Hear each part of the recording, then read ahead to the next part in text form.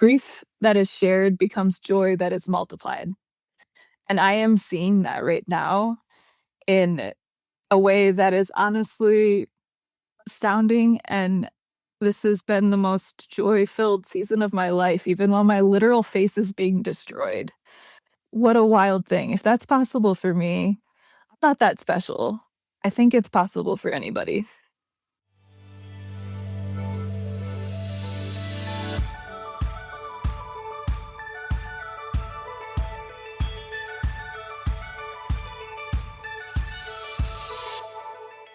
Hello, and welcome to the Shifting Culture podcast, in which we have conversations about the culture we create and the impact we can make. We long to see the body of Christ look like Jesus. I'm your host, Johnson. What does it look like to find joy when your body is falling apart? Not the tidy resolution at the end of the chapter kind, but the real thing. The kind that shows up in the middle of a tumor diagnosis, an IV drip on book launch day, grief you have to physically rip out of yourself and put on a collage in the forest just to survive it. KJ Ramsey is a writer, a trauma counselor, and chronic illness advocate. Her memoir, The Place Between Our Pains, traces what she's learned through years of navigating a healthcare system that dismissed her, a body that has forced her to relearn how to walk more than once, and a life that has refused to let her pretend she doesn't need other people. Her conviction coming out of all of it: joy is sturdier than we think. Grief is a gate, not a dead end, and the limits we spend most of our lives trying to escape might actually be the very place where love gets in. So join us. This is a beautiful conversation. You are in for a treat. Here is my conversation with KJ Ramsey. KJ, welcome to Shifting Culture. Excited to have you on. Thanks for joining me. Thank you for having me. We're going to be talking about your book, The Place Between Our Pains, which is a beautiful, painful, hilarious, lovely, profound memoir. It's fantastic. Thank you. And I know that this wasn't the book that you were going to write. You were going to write a book on joy that wasn't going to be a memoir. And so I think we start out in a place where you're discovering some joy in national parks, going back into how do we wrestle with some trauma. What were you thinking about when you first started on this journey of the book? Yeah, well, I was compelled to write the book that this was supposed to be by interacting with my readers and realizing that the vast majority of my readers felt like joy was something they could not trust, that joy was for other people, but not for them, that like too many bad things had happened to them for them to trust that it could really come, and that if joy comes, it's just going to get snatched away from you the next second anyway. So I was coming out of what was then my hardest health season, which now looks like almost laughable compared to what happened, but which is silly. But um, I was coming out of that very difficult health season, realizing that joy was sturdier than I suspected. And I was very sad that people that other people would feel like joy was only for those privileged enough to not live with daily pain. So I really wanted to set out to be like, why is joy so sturdy? And how do we trust that it is? And so I went back, I was revisiting the places where I first encountered joy and first learned how to even cultivate awareness of it with wonder and beauty in natural landscapes. We'll get into some of the difficult parts of your health journey that's coming up. But as you were walking through wonder, beauty, you're seeing things that you saw as a child that you were able to run around. You were feeling healthier at that time. You were feeling your body was doing Yes. better. What was it like to then feel joy? Things were, still like an ongoing treatment that was difficult, but it was the best that I had felt as an adult. And the whole year prior to that, I had to rebuild my ability to like go out on a trail. And since then, I've had to learn how to walk again, like about 3 times, literally. But at that point, I had like very recently had been through cardiac rehab because of POTS that was induced by COVID. And so joy felt like realizing there's more goodness for me than I can see when I'm in the dark, that more goodness is coming. And I was getting to see the fruition of that. That was part of it. And getting to share the beautiful spaces with a friend too was another experience of how joy really emerges is when beauty is shared, when love is shared, when hope is shared, joy arises. There's a collective nature, a collaborative nature to joy. And so it's beginning to encounter that before the bad things happened. And then you got to experience the actual interdependence, the collaboration of joy, not just in people as people are walking through some of this with you, but also in actual experiences in your body, that there is stronger parts helping weaker parts. You're seeing this in the national parks. If you're looking at the forest floor, or you're looking at the canopy of the redwoods where there is space for light, how did you start to really like sink into what interdependence does for us, and how we are all interdependent and not just independent creatures?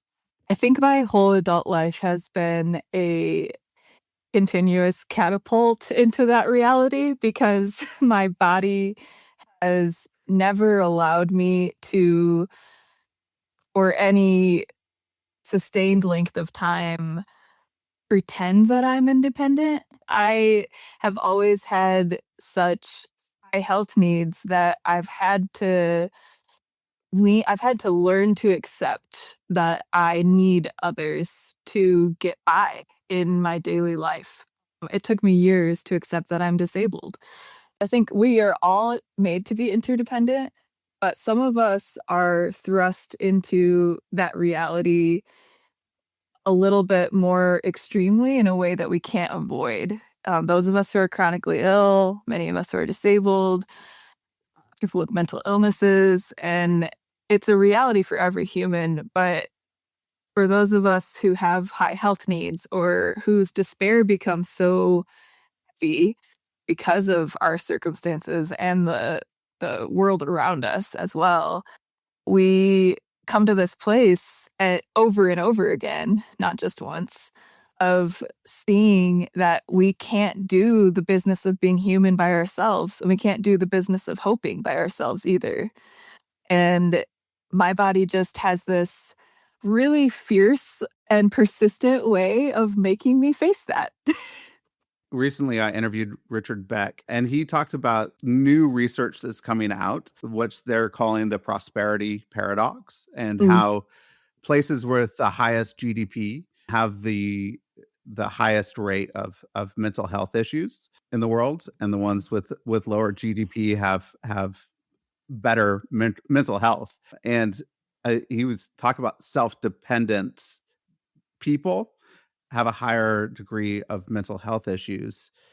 Mhm. And I wonder what for you, the designation to figure out, like, how does dependence cultivate joy, limits cultivate joy in us, in you, in ways where maybe some people who aren't thinking about being dependent can't see.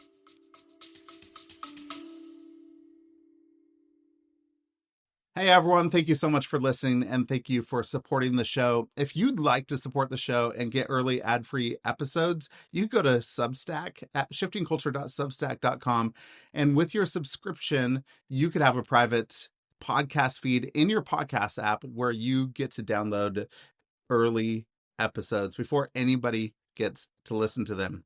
You could also support the show by going to the support the show link at the bottom of the show notes in the app that you're using right now. That goes to a page that supports the work my wife and I do around the world. That donation is also tax deductible. So if you want a tax deductible donation, you could go there.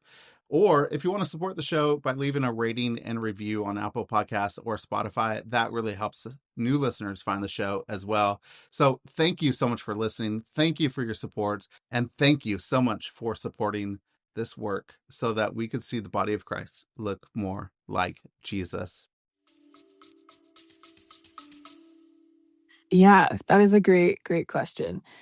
So I think of this part in The Place Between Our Pains where I had just had my first very excruciating bilateral knee surgery where they drilled holes into my dead bones to try to help them come back to life, put stem cells into there. And I couldn't walk for each time I did this surgery, 6 weeks, and I had to relearn how to walk again. And during that period, the first time I had to stay at my parents' home in Montana, so far away from where I live in Colorado, and I couldn't even get myself to the bathroom by myself because of where, the layout of the house and the fact that I couldn't use my feet or legs in any way.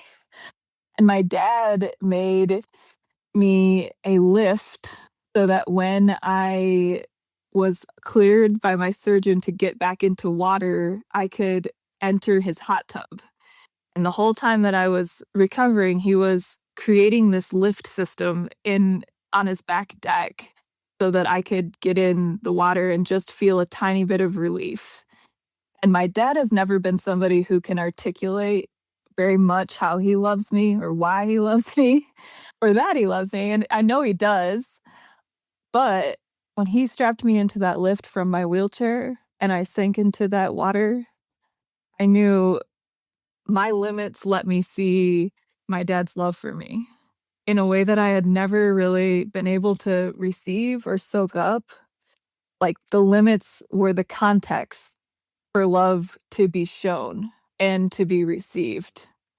So I think that we are put into a position when we have to face our limits and we have to accept them and we cannot overcome them when there's things like you literally can no longer use your legs or you like various points in this story I was too sick and on too much steroids to be able to think clearly enough to make my own medical calls. They were too much for me. My husband and loved ones had to do a lot for me like that. When you're put into those positions, it is it's it's humbling as hell, and it is where the heart can be opened to being held by others.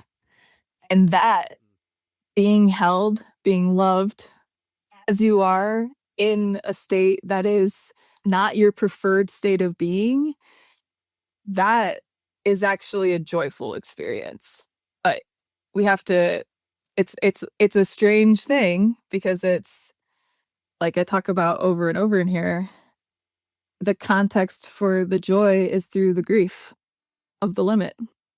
And there's also places where you're so dependent in a medical system and a healthcare system that sometimes doesn't advocate for your health and your growth, Yes. and you've had to be your own advocate in the middle of something where you are dependent on others, and they're sometimes gaslighting you in things like, hey, you're not actually feeling this isn't you need to get a psych consult or something to Yes. figure out what's going on inside your head. How do you both hold the actual joy and love of people that are walking with you, that love you and care for you, and then walking through a system that is really hard to navigate and sometimes just refuses to help? Yes. Yeah, you're pointing out something extremely important, which is that our dependency does put us in a position to be damaged. I have damage that will never be reversed in my body because of how I was harmed in the medical system in the story that is in this book. And that is a reality that is shared by millions of people, and it is not okay. And our dependence puts us in this position where we have to accept reality that it all is coming at us. Grief is coming, kindness is coming, joy is coming, despair is coming, hope is coming. I have come to believe that the only place where joy can live is in the present and in reality. And reality includes the really destructive and damaged systems that we are embedded in. And that does not mean that I accept the system as it is, that I accept the status quo. It means that I am part of the system and I must navigate the system while I advocate for the system to change for my good, but especially for the good of other people. And so I think for me, I actually wrote I'm going to read this tiny bit in my acknowledgments. I said, I decided to thank the doctors who have dismissed me, like you mentioned, the ones who were like, well, we'll give you a psych consult. And then I come back to the ER the next day in anaphylactic shock again. So I wrote this. To all the doctors who ever dismissed me and my symptoms, thank you for giving me the gift of rage, to believe my body more than your prejudice, and to devote my gifts to the dignity of patients in pain. I read that because I think that that is the invitation when we are being dismissed and gaslit in the healthcare system or in other systems, the church, etc. We can take that dismissal and allow the energy of rage to fuel us to make change and to tell the truth about the brokenness of these systems.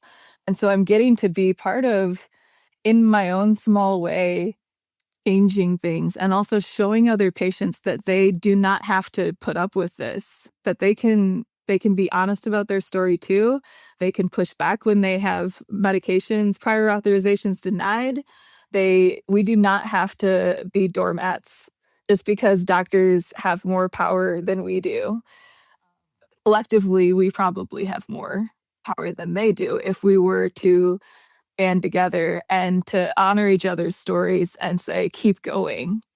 So rage, rage and joy. Rage actually can then like fuel the joy, but we have to be willing to grieve. It's all about grief. It's like I had to grieve being treated that horribly. And the grief then compelled me into action of what am I going to do about this for myself and what am I going to do about this for other patients. You've walked through that grief and you're now advocating for other patients. And as somebody who's been a trauma counselor, how does grief help us move towards that action that we need? And what happens if we skip grieving?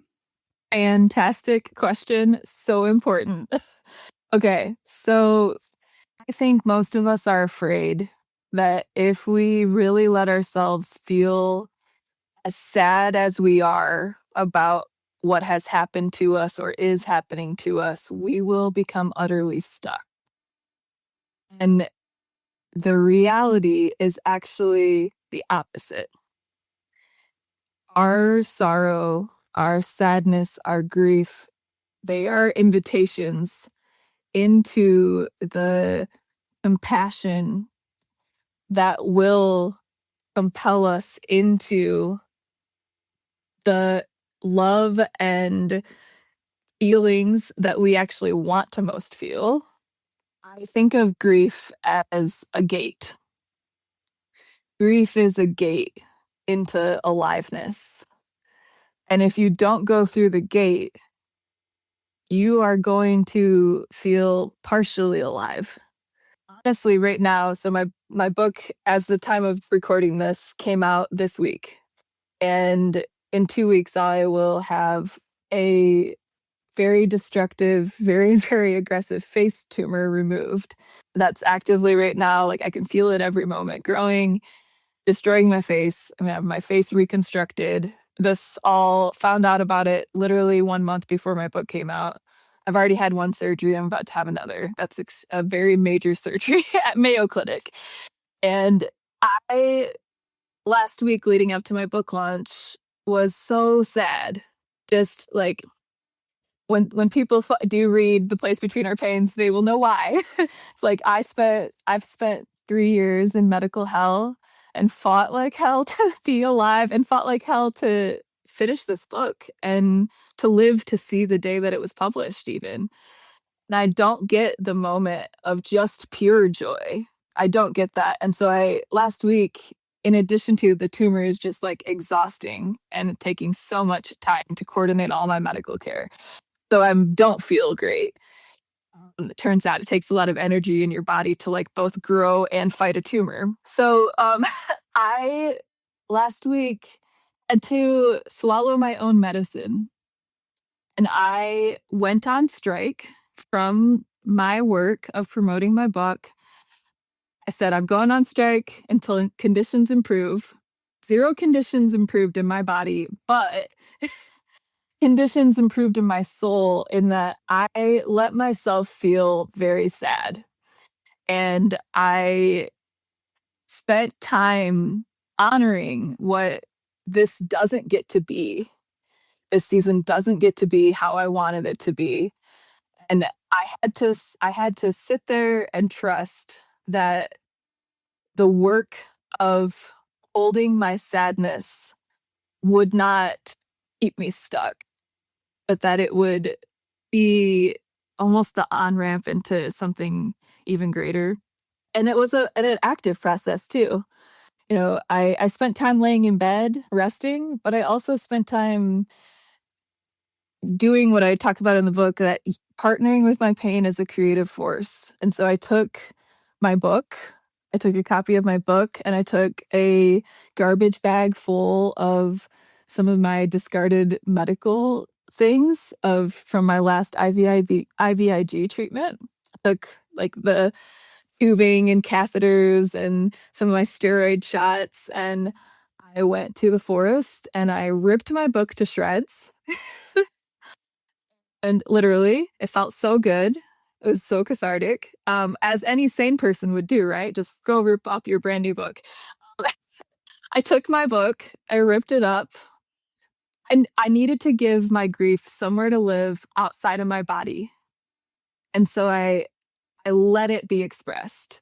And I took all of those pieces, including I grabbed some like new growth from the forest floor.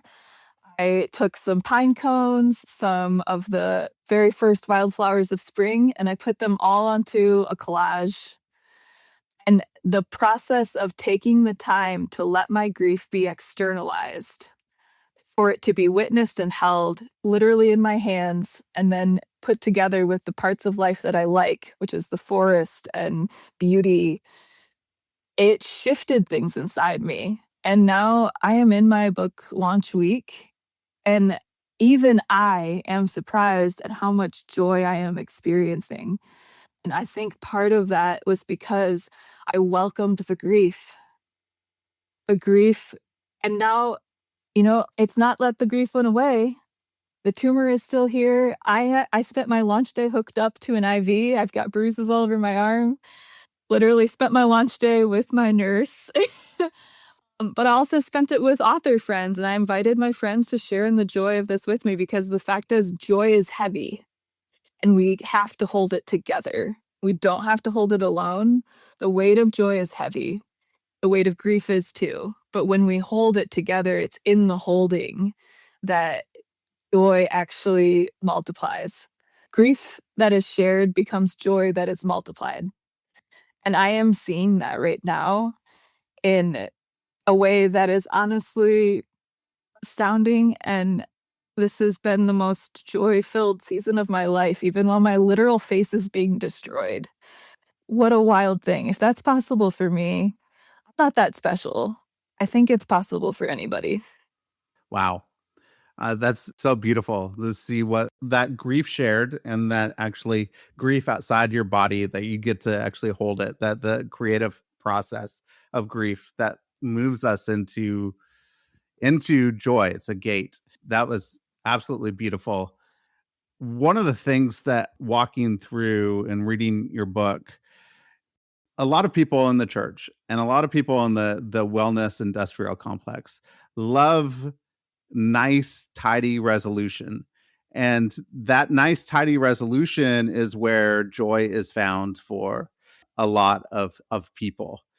And the deep joy and gratitude that you have right now is not because of a tidy resolution. It's in No, the it's the middle opposite. of it's the opposite of it.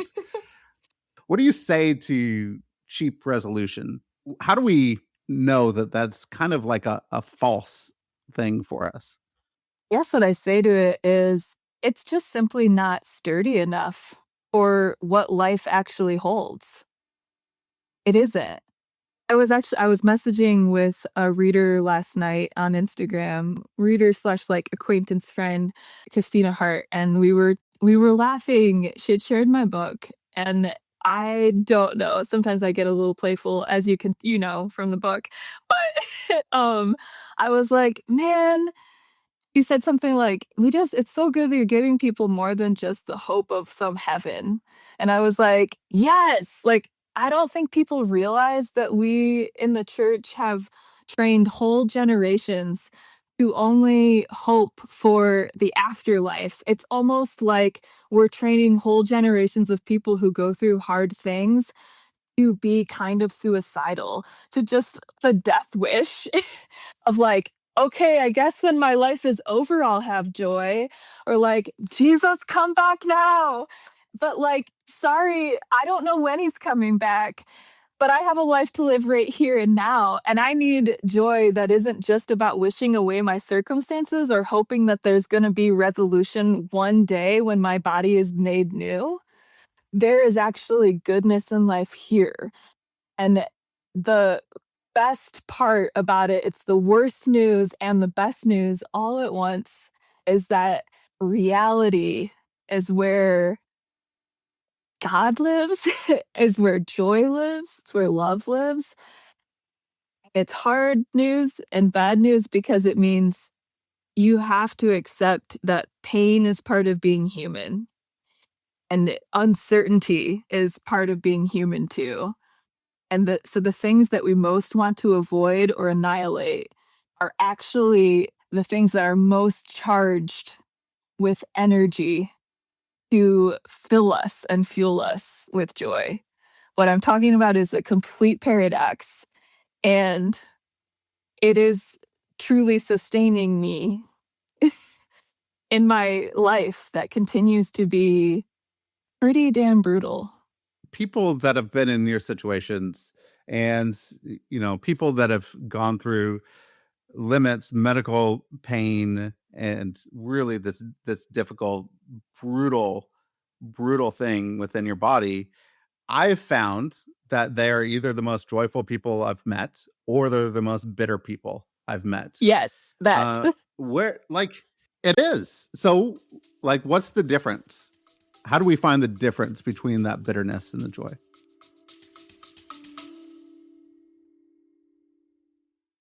What exactly is an American evangelical?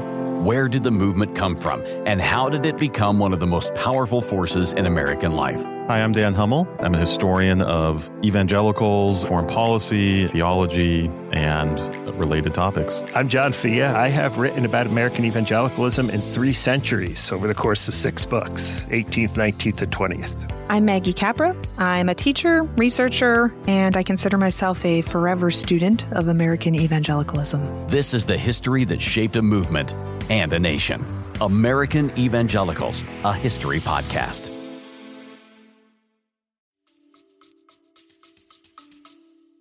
Oof. You are asking such good questions. That is such an important question. That is it. Oh my goodness. Okay. There's an element of choice. I think it's actually a little bit hilarious that I used to be a hardcore reformed theologian nerd because now at this point in my adult life as a 37-year-old, the thing that has saved my life and continues to save my spirituality is choice. It's not that the element of anything being predetermined, it's that we actually each have been given this beautiful capacity to choose what we do with our days, moment by moment. We do not get to choose a lot of what happens to us, but we do get to choose what we do with it and where we direct our attention. And the fact of the matter is, choosing to just be angry about how my life has turned out or at all of the people who have harmed me and all of the systems that continue to oppress me doesn't work out well for me. Staying bitter leads me to despair. And I have despaired of life itself too many times and too darkly to choose to stay there. I would no longer be alive. I would have already taken my life. I say that soberly. If I had continued to stay angry and bitter about what I've been given, what's my lot, what's the hand of cards I've been dealt. So it's a this is a very hard it's a hard I say this with so much compassion for anybody who's listening in terrible circumstances. I'm not saying this lightly. I'm not this is said with utmost compassion and respect for how hard it is to choose. But choosing to look for what is good, choosing to look for love, even in the smallest of moments, like when you go to a terrible surgeon's appointment and you're like, I don't want to be here. I wish that I didn't have this tumor. I don't know how I'm going to pay for my life or I'm ever going to be able to get back on my feet financially because, oh my gosh, another medical crisis just happened to me.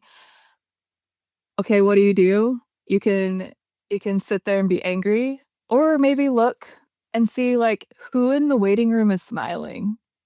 Was the receptionist kind to you? Can you be kind back? These micro moments of kindness, which, the therapist Deb Dana describes neurobiologically as glimmers, these moments of attentional awareness of goodness, of micro joys, create massive shifts in how we experience our sorrows. And it's so much better than the alternative. And this can be chosen at any point. I mean, any day. It's not too late. You're not too bitter already to make this shift. It's one small choice at a time. And that choice does not cancel out your grief or push it to the side. It actually welcomes it. You can still be angry as hell. You can express your rage and you can look for what's good. All at once. That's the thing. It all belongs. This is being human. It all belongs. All of it. The other day, my wife was texting a bunch of people who work around the world, and she's like, "Hey, we want to see your micro joys." And so people were taking pictures of their micro joys and sending them to my wife, and she just was flooded with photos. And she was like, "Look at this!" And it was the most beautiful thing, like these small moments of joy around the world that are happening. It was like it filled me with like the world is so beautiful, even in the midst of all of the disappointment and the dehumanization that's happening around Yes. the world that we're seeing right now, and the brutality of the world. We see these little micro joys, and it was just so beautiful to be And they're always flooded there. with those They're pictures. always there. We just Yes. don't always pay attention to them. And that's the thing, Yeah. like, we each have more capacity within our little bodies and our little souls to hold the grief of the world and the rage of the world with the joy that is here. Like, we actually have more room inside these hearts to hold things than we think we do. We think that there's not more room for goodness because there's this giant grief of the basically fall of democracy and all of the terribleness happening in the world. And we are terrified. Oh my goodness, there is room and there's actually love and there really are people out there living with kindness. There are a lot who aren't too, but there are a lot who are. There is so much more goodness than we can fathom. So you were able to like pay attention like when you're really when you were looking for it. So the first part of your book, when you're going to national parks, you were looking really like intentionally for these small little things. So you're able to see starfish and banana slugs, and you're able to see, all these different things, right? When the pain and the brutality comes, what was the difference in the intentionality for you? How did you figure out how to pay attention in the midst of pain and struggle? Yeah. So when I went from my adventures in the national parks to 2 weeks later almost dying, and then continuing to almost die for a little bit there, too long. Because I had already started writing this book, for some reason, my soul just, like, had this sense that I needed to write this book by hand. So I had started writing it in journals. I have a huge stack of them that created the core of what this book became. And when I was in the hospital, I decided to just keep writing and keep jotting down. But part of what I was doing in those journals, and I've done for years, I've been a journaler since I was a like 13-year-old. The old ones are very full of like self-righteous spiritual piety. Um, now my journals are full of sensory details of the world. I am a poet and I like to jot down things I'm seeing, like down to like this person was wearing clear rimmed glasses. Like the details of a human being or of a scene are actually where the aliveness lives. And so I am so glad that I had the sense to write things by hand, because when my body started to crumble rapidly and I was too sick to hold myself up in bed, I kept moving my pen across the page. And because I had already been in such a habitual state of paying attention to the world around me, that remained even when I was far too drugged on high dose steroids to reasonably be able to form recollections later. So I look back at it, I'm like, I don't think I would have remembered a lot of what happened to me during this season because it was that traumatic had I not written it all down. And I'm so glad I wrote it all down. But the act of writing it down gave me a channel to pay attention for what was good. So when I set out on the beginning of writing this book on those road trips, I dared myself to go forage for what was good in my family's history and in my faith history because I had become too jaded. There's a lot of trauma in my childhood, but also a lot of trauma for me spiritually as a former pastor's wife. My husband's now a hospice chaplain. We've been through a lot of spiritual abuse, and I dared myself to try to go look for what was good. And so I just decided to keep the dare going. I didn't think I was going to have to look in such a bleak landscape. I really wanted to look at like Glacier National Park at Lake McDonald, but instead, the universe gave me the halls of the hospital and brain scans and dead knees. And it turns out there was still love there. There's still love there. So I think you don't have to be an author to pay attention to your life like this. I think it very much helped that I already had a book contract and I knew eventually I was going to either have to give them the money back or give them a book.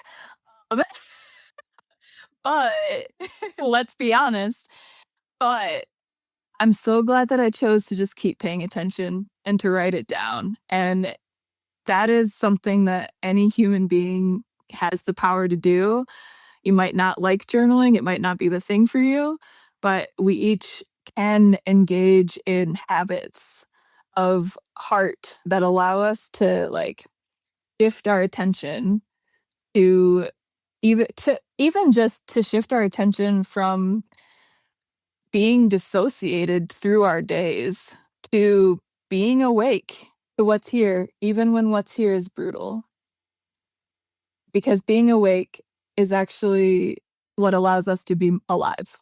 It's one of the things that you talk about is that we all know the body keeps the score, but you also say the body also carries the story of where you've been, who you are, where you're going. I think when we actually see story in the places that we inhabit, and when we're inhabiting this body of ours, you're inhabiting your body. And if we see it as story, I think it helps us to move forward in a way that there is a place where I actually know how to be an embodied person in the world, that I could live something. How does story help when it comes to the wisdom of your body, knowing your body, where you're headed, how you're living? How is the body a story? So I think immediately of the part in the book where there's a little bit of a like parallelism in the beginning a part of the story. I quote this Apache elder named Dudley, who says, "Wisdom sits in places. You must know those places. You must hear those places' stories. You must remember them. Then you will be wise. Then you will be like move forward without falling into danger." And later in the book, when I'm dealing with the wild and terrible story that my body has been in, I realize the body is also a place where wisdom sits. And wisdom sits in places, and the body is also a place where wisdom sits. And so, just like that Apache elder said of those places, wisdom sits in places, and you must know those places' stories. You must know your body's story. And so I find that seeing my body as a living story allows me to cultivate compassion for what I have endured and for what I continue to endure. I think of, so a lot of times I get asked, like, how does somebody who, if your body is not a safe place to be in, if you feel like your body has betrayed you, which people could very easily say that mine has, let's be honest, it's almost killed me several times. Um, like, what do you do? How do you like cultivate any sort of good relationship with your body when your body doesn't feel like a safe place to exist? Or your body, I'm a trauma therapist, and for so many of us, the body is the site of our worst traumas, our abuses, our assaults, all of these things that happen to us. And I think when we look at ourselves as storied creatures who have endured so much, you can see your body even as this character in a story who is trying so hard to keep you alive and so hard to keep you going, and begin to think of your body as this person and this place worth inhabiting, a person worth loving, and a place worth inhabiting. Like, how will I talk to myself? Do I want to be mean to my body, or like maybe I could talk to my body like I would talk to my best friend? And do I want to escape my body? Yeah, sometimes I really do want to escape my body. But also, like, if the body is a place, my body is my home, like, how can I treat this place so that I want to live in it? And so, story and place, I think, give us space to imagine a better way forward in bodies that hurt. There's a segment of the Christian population in the United States where they're placeless. They're yearning. They're like what we were saying, like, hey, heaven is after death. We're yearning for death. This place doesn't matter as much. But if we could actually move into place and story, and that we can actually inhabit where we're at, man, that's going to actually help bring about the joy and the gratitude and the love that we have. And we got to figure out that this is a story that we're living, and we need to actually live this story. So for people who pick up your story, The Place Between Our Pains, what hope do you have for your readers, the people that read this book? So many hopes, but my biggest hope, honestly, it is from the words that most haunt me in the book. My own words are sinking, haunting me all the time. It's like, damn it, why'd you write this? And the words that have haunted me the most in my hardest moments that continue, the story continued, after the last page of this book, things are still hard and they keep pummeling me. The line that haunts me the most is, don't give up on your life. And I feel like I don't care how many copies my book sells. I want, I know in my soul that there are going to be some people who read my book who are struggling to say yes to their life, who like are craving the relief of death because life has become so painful that they're not sure they can keep living it. Because I know what that feels like, and I felt it through the pages of this book. I think that I want to be able to tell people, hey, don't give up on your life. Your life is still worth living. You are still loved. Your life is still precious. And this is not all there is. Even if the hard things keep coming, there's not only hard, there's also beauty coming. But please, like, don't give up on your life. That's my biggest hope. So good. A couple quick questions I really like to ask at the end. One, if you go back to your 21-year-old self, what advice would you give? Oh my goodness. I would tell her, oh man, well, I've been trying not to cuss. So I would say, chill the fuck out. Chill the fuck out, woman. I was so intense. God made me intense, but I I wanted to be so good, and I was pretty rigid. Turns out I'm autistic and have ADHD, so, like, the rigidity was baked in from the beginning, but I wish I could go back and just be like, "Woman, hey," like, shake her shoulders and be like, "You don't have to take everything so seriously." I wish I would have embraced my silliness even earlier and, like, let that be a safe haven for me. And so I wish I could go back and just tell her, "Chill. It's okay. It's okay, girl. Like, you could chill." Yes, embrace the silliness. We all need that. We need play, silliness. We need that to embrace that, and we all need to chill. Anything you've been reading or watching lately you could recommend? Oh my goodness. Okay. Well, speaking of my autism, my current hyperfixation is Project Hail Mary. And I don't know if you've seen the film yet or read the book, but Of I course, it's just amazing. it's And just read the book. Yeah, it's it's amazing. they're both just so beautiful.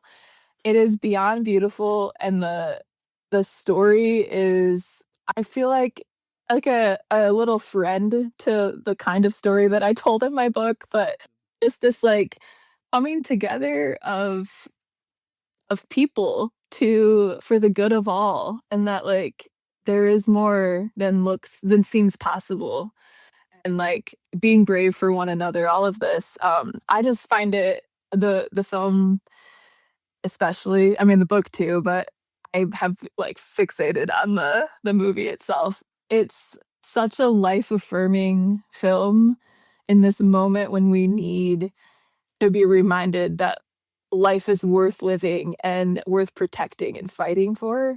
So yeah, I've watched it, I don't know how many times. The day that it came out on streaming, I bought it so that I can watch it whenever I want because it's now my comfort thing. It's my comfort work of art in this season of my life, and highly recommend for anybody who is as nerdy as me, which it seems that you might be, um, to watch the film while listening to the director's cut on the app Theater Ears.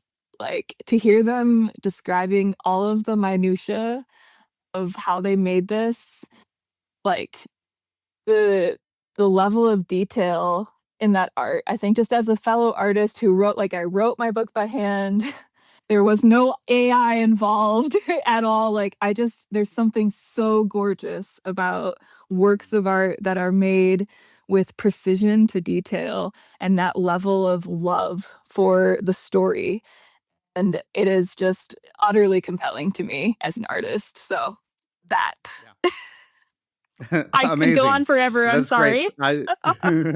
No, I love it. I love it. And I love the way that they built it and how actually practical everything was. How Rocky wasn't the CGI character, but actually and actually lived like Yes. physical A puppet. object. Like Yes. all of it. Like It's it's wild. so good. So So good. good. Yes. The Place Between Our Pains is out now, anywhere books are sold. So people could go and read this incredible book. It is so good and it's phenomenal. And so I'm glad that you could find some joy in the midst of all the brutalness of your life at the moment, that there is joy in this release and this book, and that you could birth this into this world because it is a gift not only to you, but it's a gift to us and to your readers and to the world. That because of this, I think we could actually find some joy in the midst of the brutality of life. And so, thank you. It's fantastic. Thank you So, so much. how can people go and maybe connect with you and what you're doing? Is there anywhere you'd like to point people to? Yeah, you can find my book and lots of info about it and about me at jjohnson.com. And then I am across social media, but especially on Substack and Instagram at AJ Ramsey Writes, as in writing down a book. Yeah, AJ Ramsey Writes. Come say hello. Perfect. Yes. Well, KJ, thank you for this conversation. What a beautiful, beautiful conversation. And so I'm so thankful for this. Thank you. It was fantastic. This was a joy.